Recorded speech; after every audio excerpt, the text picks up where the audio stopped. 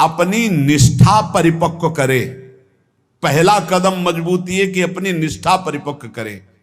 कोई तुम्हें साथ नहीं देगा, कोई तुम्हारा इस मार्ग में मित्र नहीं होगा। जिसको मित्र बनाओगे वो घसीट लेगा प्रपंच की तरफ। आपको अकेले चलना है। आज तक का पूरा खुद का अनुभव है, इस मार्ग में अकेले चलना है। इस मार्ग में हमको मरना है। जीवित मर जाए उलट आप में समा यह है दिलगिरी। हर समय कष्ट, 1 मिनट का कष्ट, हर समय का कष्ट, पूरे जीवन का कष्ट। मृत्यु जब तक नहीं होगी तब तक का कष्ट।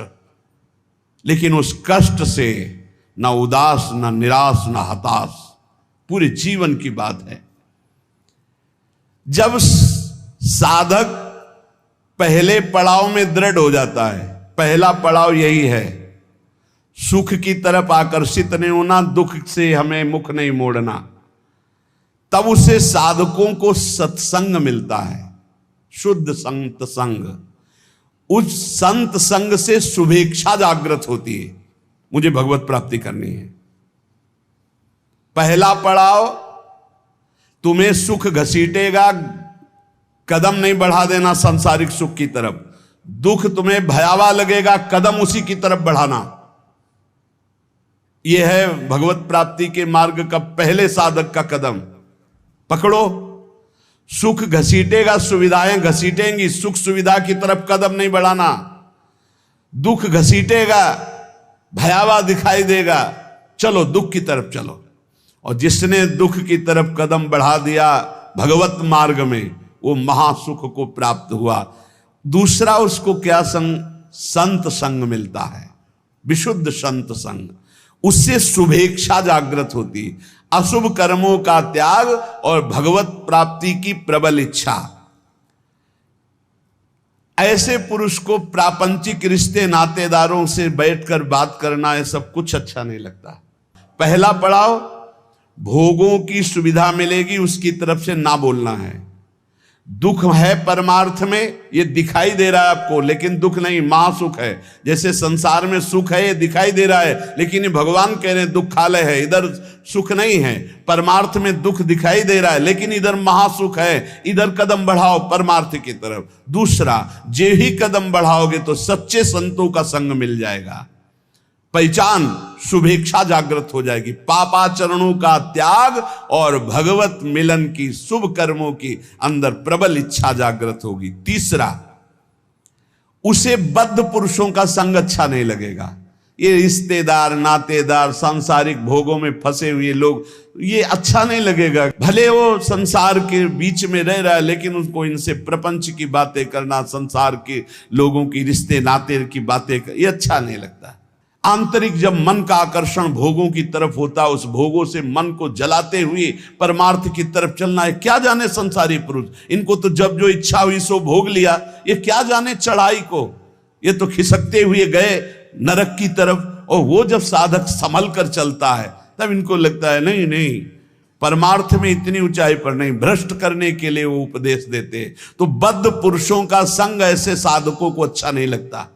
उसको अच्छा लगता है भगवत प्रेमी महात्माओं का संग, भगवत मार्ग की चर्चा करने वाले, कैसे हम माया पर विजय प्राप्त करें, कैसे भगवान से अनुराग प्राप्त करें। सजाती संतों का संग अच्छा लगने लगता है, और उसमें संतों के प्रति जो भाव आया उससे सद्गुणों की वृत्ति बढ़ने लगती है। सद्गुण जो भगवान को प्रसन्न करे, सद्गुण जो भगवान की प्रीति प्रदान करें। प्रपंच से पूरा मन हट जाता है उस साधक का।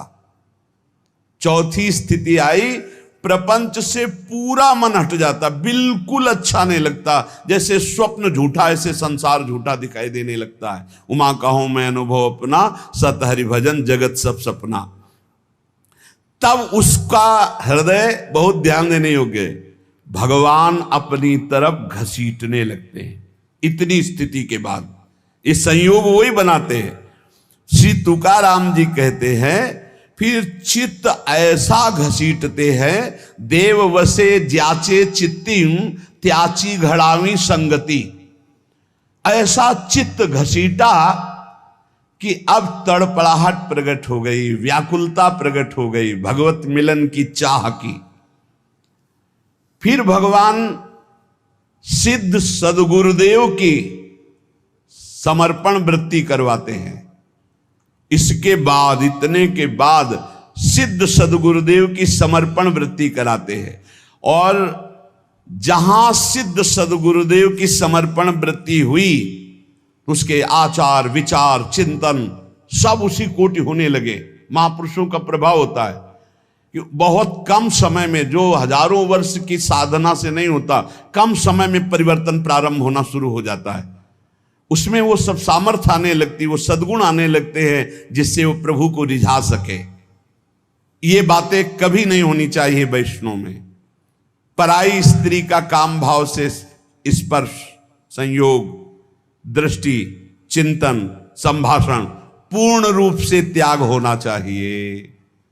पराई स्त्री की वैष्णवजन गृहस्थ भी होते हैं, वैष्णवजन विरक्त भी होते हैं। तो जो गृहस्थ हैं वो अपनी स्त्री में धर्मानुकूल, और जो विरक्त हैं भगवत भाव से। पहला वर्ज, पर स्त्री के प्रति दोष दर्शन, पर स्त्री के प्रति भोग वृत्ति की भावना बिल्कुल त्याग दे, नहीं भगवत मार्ग में आगे नहीं बढ़ पाएगा। दूसरा, छल कपट आदि करके दूसरे का धन अपहरण करने की बात रखना कभी नहीं होना चाहिए। दिखावा करके, दंभ करके, पाखंड करके, किसी भी तरह से दूसरे से धन ऐंठने की इच्छा रखना, फिर आप वैष्णव पद्धति में फिसल जाएंगे, आगे नहीं बढ़ पाएंगे। तीसरा, किसी की भी निंदा करना नहीं करना है।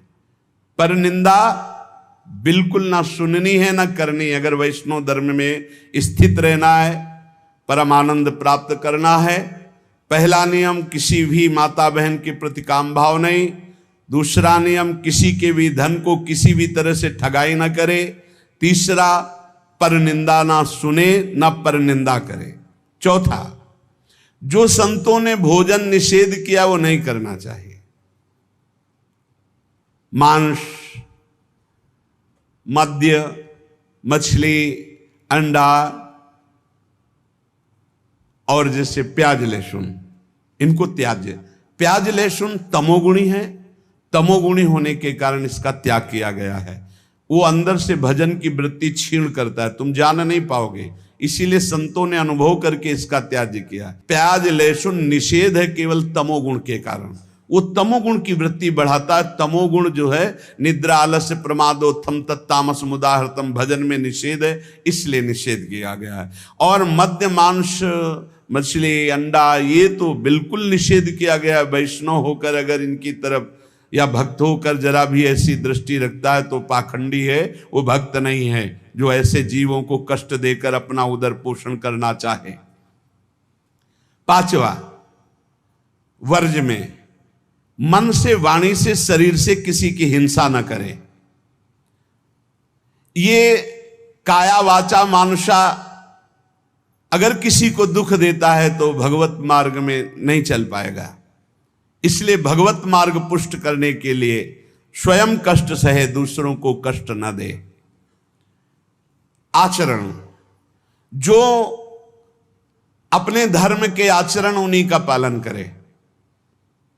जो हमारे गुरुदेव ने, हमारे आचार्य ने हमारा दिनचर्या बना दी, जो हमारा नियम बना दिया, हमको उसी के अनुसार चलना है। अपने आचार्य प्रदत्त धर्म में स्थित रहने में कभी संकोच न करें। दूसरा क्या करता है मैं नहीं देखना, हमारे आचार्य ने जो हमें आदेश किया हमको उसी मार्ग में चलना है। जो विधि निषेध किया गया उसका पालन करें। ये नहीं करना, ये करना है, इसे विधि और निषेध कहते हैं। विधि कहते हैं ये करना है, निषेध नहीं करना है। जो कहा गया है वैसे ही चले। प्रभु को प्रसन्न करने के लिए संतों के जो उपदेश है वो सर्ववंद्य हैं। इसलिए अपने धर्म के अनुसार जो आचार्य ने आपको उपदेश किया, गुरु ने उपदेश किया, जो ऐसे चलता है वो कर्म बंधनों पर विजय प्राप्त कर लेता है। 15वां, वैष्णव का परम स्वभाव है परोपकार करना, दूसरों को सुख पहुंचाना। सर्वम विष्णुमयम जगत, सब भगवत स्वरूप है। वैष्णव का धर्म है समस्त भूतों में भगवत भाव करके व्यवहार करना। कई बार चर्चा की कि किसी से व्यवहार करना तो पहली दृष्टि पड़ने पर उसमें राधा वल्लभ लाल देखो, मेरे प्रभु राधा वल्लभ लाल विराजमान हैं। अगर भगवत भाव नहीं किया तो पुण्य क्रिया भले हो जाए, वो भगवान की प्राप्ति कराने वाली क्रिया नहीं। इसलिए अच्युत भावना विहीन कर्म का ज्यादा महत्व नहीं। भगवत भावना युक्त किसी से भी कुछ भी परोपकार, ये बहुत बड़ा धर्म है। कोई बीमार है, कोई कष्ट में है, कोई वृद्ध शरीर है, हमें अवसर मिले तो हमें सेवा करनी चाहिए। अगर हमारे पास अर्थ है, कोई बीमार है, वो अर्थ की अव्यवस्था कारण सही औषधि नहीं उसकी हो पा रही, हमें कूद पड़ना चाहिए, हमें सहयोग करना चाहिए। धन की सार्थकता है इसी बात में कि दूसरों को हम सुख प्रदान कर सके। परोपकार सबसे बड़ा धर्म है। परहित सरिस धर्म नहीं भाई, पर पीड़ा सम नहीं अधमाई। श्री तुकाराम जी महाराज कह रहे हैं कि जब हृदय में भ्रांति उत्पन्न हो जाती है, भ्रांति क्या, भगवान में सुख है ये ना मानकर, भोगों में सुख है ये मानकर जब जीव बहने लगता है तो लुभायमान हो जाता है भोगों से, तो उसको सुख नहीं मिलता। यद्यपि जहां भोग भोग रहा है वहां भी परमात्मा है, क्योंकि परमात्मा के बिना कहीं कोई सत्ता ही नहीं। तो कह रहे हैं वो ऐसे लोग हैं जैसे जोंक या चीचड़, जैसे थन के पास ही वो चीचड़ लिपटा हुआ है पर वो दूध नहीं पिएगा, वो खून चूसेगा। ऐसे ही जहां तुम भोग दृष्टि कर रहे हो वही परमात्मा है, उसमें ही परमात्मा है।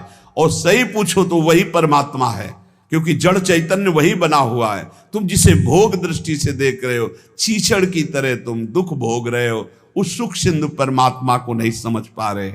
जैसे जोक है, लिपटेगी वो खून ही पिएगी। जैसे मेढक आदि है तो वहीं इस तालाब में है पर सरोवर में खिला हुआ कमल है, उसको पराग को नहीं पान कर पाएंगे, पराग का पान भौरा ही करता है। ऐसे ही वैष्णव जन भौरे हैं और भगवत विमुख ये चीचड़, जोंक और मेढक के समान टर टर व्यर्थ बातें करना और दूसरों को दुख देना, सुख भोगने के लिए हिंसा आदि तक में उतर जाना। वैष्णव पराग सेवी, भगवत आनंद सेवी भौरे के समान है। सदाचरण, नाम जप और नाम निंदकों से दूर रहना। जो भगवान के नाम की निंदा करते हैं, ये जोंक हैं, ये खून पिएंगे, ये चीचड़ हैं, दूध नहीं पिएंगे, परमानंद नहीं भोगने वाले, ये नाना प्रकार के क्लेश भोगने वाले। ऐसे लोगों से दूर रहो जो भगवान की निंदा करते, भगवान के नाम की निंदा करते, भगवत मार्ग की निंदा करते, वैष्णवों की निंदा करते हैं। भगवान का नाम एक नौका है। जो भगवान का नाम जपता रहता है मानो सुदृढ़ नौका में बैठा हुआ है। बिल्कुल चिंता मत करो, आप नाम जप करो, निश्चित आपको भगवत प्राप्ति हो जाएगी। श्री तुकाराम जी कहते, भव सिंधु के पार ले जाने वाली सुदृढ़ नौका नाम है। बस बैठ गए नाम में तो अब किसी की मत सुनो, ये आपको पार कर देगी। और तो और की बात रे, गोस्वामी जी कह रहे, नाम लेत भव सिंधु सुखाही, करहु विचार सुजन मन माही। नाम लेते भव सिंधु सूख जाएगा, है ही नहीं जहां पार होना हो। खूब नाम जप। ये देखो बड़े बड़े महापुरुषों की बातें हम इसलिए खोज खोज कर आपको सुनाते हैं, आपका दृढ़ विश्वास हो जाए। नाम एक सुदृढ़ नौका है। जो खूब नाम जप करता है वो सुदृढ़ नौका में बैठा हुआ भव समुद्र पार हो रहा है। बिल्कुल किसी की बात मत सुनो। बड़े बड़े सिद्ध महापुरुषों के जीवन चरित्रों को पढ़ के देख लो, केवल भगवान नाम से ही सिद्ध हुए हैं।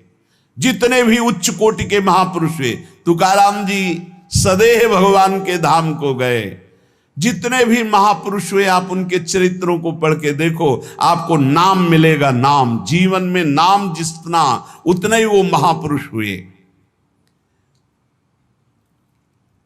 बीज पेड़ से ही प्रकट होता है, पर पेड़ बीज से ही प्रकट होता है। बताओ भाई, बीज फूटता है तब पेड़ प्रकट होता है, और पेड़ से ही बीज प्रकट होता है। तो पहले क्या हुआ? बड़ा विचित्र है। ऐसे ही नाम से नामी प्रकट होता है, और नामी से ही नाम प्रकट होता है। निर्णय करना कौन बड़ा है, को बड़ छोट कहत अपराधु। तुकाराम जी कहते हैं, पेड़ के पेट में बीज है, तभी तो फल रूप में आकर फिर बीज बनता है, और बीज के पेट में पेड़ समाया हुआ है। ऐसे ही भगवान में नाम विराजमान है, तभी परिचय होता है, और नाम में भगवान विराजमान है, तभी दर्शन होता है। नाम को पकड़ लो। निर्णय करना बड़ा मुश्किल है कि पहले पेड़ कि पहले बीज, क्योंकि बीज के बिना पेड़ नहीं, और पेड़ के बिना बीज नहीं। कैसे पर निर्णय कर पाओगे? बोले पेड़ बड़ा, तो बोले बीज के बिना पेड़ कहां से आ गया? तो बोले बीज बड़ा, तो बोले पेड़ के बिना बीज कहां से आ गया? बीज के बिना पेड़ नहीं, पेड़ के बिना बीज नहीं। तो पहले कौन हुआ? पेड़ हुआ कि बीज हुआ? निर्णय करना मुश्किल है। इसलिए सर्वलोक महेश्वर भगवान का नाम बीज है, और भगवान पेड़ है। ऊर्ध्वमूल मधा शाखा मस्वत्तम प्राहुरभ्यम, गीता जी में कह रहे, उसी पेड़ का बीज है नाम, और उसी नाम के पेट में पूरे के पूरे भगवान के ज्ञान, वैराग्य, भक्ति, रूप, लीला सब समाया हुआ है। बीज है भगवान का नाम। श्री तुकाराम जी कह रहे हैं, पंडित हो या बालक हो, मूर्ख हो या विद्वान हो, जो नाम को पकड़ लेता है वो सब ज्ञान प्राप्त कर लेता है। सब ज्ञान, बात पकड़ लीजिए। पहले मास्टर जैसे बालक को हाथ पकड़ करके लिखवाता है काखा गाघा, फिर एक दिन वो पूरा का पूरा शब्द पढ़ लेता है। ऐसे प्रारंभ में गुरुदेव साधन बताते हैं, बहुत ही कड़वा लगता है, लेकिन जब वो तो सब ज्ञान उसके अंदर जागृत हो जाता है, सब वैराग्य, भक्ति सब अंदर जागृत हो जाता है। क्या जुगनू कभी सूर्य की तेज की समानता कर सकती है? अन्य जितने साधन है सब जुगनू, वो भी चमकते हैं, और सूर्य है नाम। नाम की समानता कोई अन्य साधन नहीं कर सकता। इसलिए सूर्य स्वरूप भगवान के नाम का निरंतर गाय। अन्य साधनों की तरफ दृष्टि मत दो। अखिल जगत महासुख से पूर्ण नजर आएगा जिस समय निरंतर नाम चलेगा। लीला मात्र भगवान का ये माया क्षेत्र है, एक लीला मात्र। ऐसे तर जाओगे तुम्हें समझ भी नहीं पड़ेगा, सुख पूर्वक संसार से तर जाओगे। इस माया जाल से समाप्त होने के लिए तुकाराम जी कह रहे हैं, केवल मुख से तुम नाम उच्चारण करो, भवबंधन अपने आप छिन्न भिन्न हो जाएगा। केवल नाम उच्चारण करो। ये बड़े बड़े महापुरुषों के वचन हैं। भव सिंधु से पार हो जाओगे बिना प्रयास के, सुख पूर्वक यदि नाम जप करोगे। नाम जप की रुचि और बढ़े, इसीलिए ठाकुर सेवा का सौभाग्य मिला है। जैसे जैसे हृदय पवित्र होगा अपने आप नाम जप स्फुरित होने लगता है। तो जब ठाकुर सेवा का तुम्हें अवसर मिले तो जरूर दौड़ भागो, क्योंकि वो नाम जप में प्रीति बढ़ाएगा। ठाकुर सेवा, श्री जी की सेवा, ये तुम्हारे भजन की वृद्धि कर देगी। इस पे कभी ऐसा मत सोचो कि एकांत में बैठकर अगर मैं नाम जप करता तो ठीक था, ये हमको तो सेवा में लगना। सेवा से नाम जप की प्रीति और बढ़ती है। अगर देवालय में सेवा मिले या अपनी कुटिया में ठाकुर सेवा विराजमान करके मिले। देखो, भाट की तरह उनकी स्तुति करो और तुच्छ नीच भाव रखकर अपने को उनकी सेवा में लगा दो, तो तुम्हारे हृदय में नाम सतत चलने लगेगा।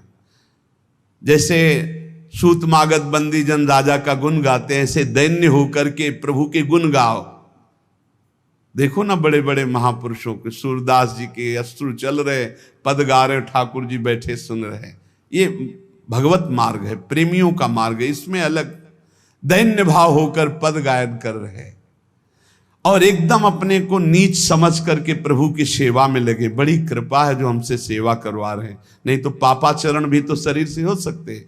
दो बातें यदि हो रही तो तुकाराम जी कह रहे हैं कि नाम जब बहुत शीघ्रता से निरंतर चलने लगेगा। यदि श्री जी की सेवा और श्री जी के गुणों का गायन, लीला गायन दैन्य होकर, जैसे राजा के सामने कुछ चंद धन के लिए सूतमागध बंदी जन उनका जस गाते, ऐसे हम प्रेम के लिए अपने आराध्य देव का जस गाते हैं। श्री तुकाराम जी कह रहे हैं कि बड़े बड़े देवता भी इच्छा करते कि मृत्यु लोक में मानव देह में हमारा जन्म हो जाए, तो हम ऐसा भजन करेंगे कि भगवान को प्राप्त कर लेंगे, स्वर्ग से भी ऊंची स्थिति प्राप्त कर लेंगे। और तुम मृत्यु लोक के भोगों में फंसकर भगवान को छोड़ रहे हो। तुकाराम जी कह रहे स्वर्ग के देवता इच्छा करते कि कभी भगवान हम पर कृपा करे, हमें मृत्यु लोक में मानव देह दे दे, जिससे मैं भजन करके भगवान को प्राप्त करूं। और तुम मृत्यु लोक के भोगों में भगवान के भजन को छोड़ रहे हो। स्वर्ग के देवता स्वर्ग और स्वर्ग के भोग छोड़कर मृत्यु लोक में मानव देह में आकर भजन करके भगवान को प्राप्त करना चाहते हैं। आपको सहज में अवसर मिला मानव देह, अब मृत्यु लोक के भोगों में फंस करके नाम जप मत छोड़ो।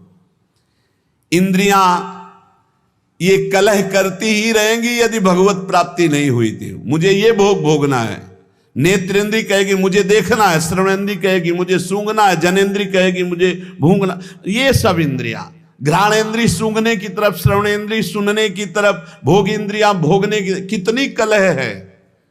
ये कलह तब तक बनी रहेगी जब तक भगवत प्राप्ति नहीं होगी। कल एक प्रश्न कर रहे थे कि मैं बैंक में ऑफिसर हूं, मेरी कामना थी कि मैं एक बड़ा पदाधिकारी बनूं, तो बन गया, लेकिन मुझे शांति क्यों नहीं मिली। मैं अधिकारी हूं, मेरे पास सब भोग सामग्री जो जो मैंने कामना की थी सब, फिर भी मन अशांत क्यों रहता है। हम कहा एक ही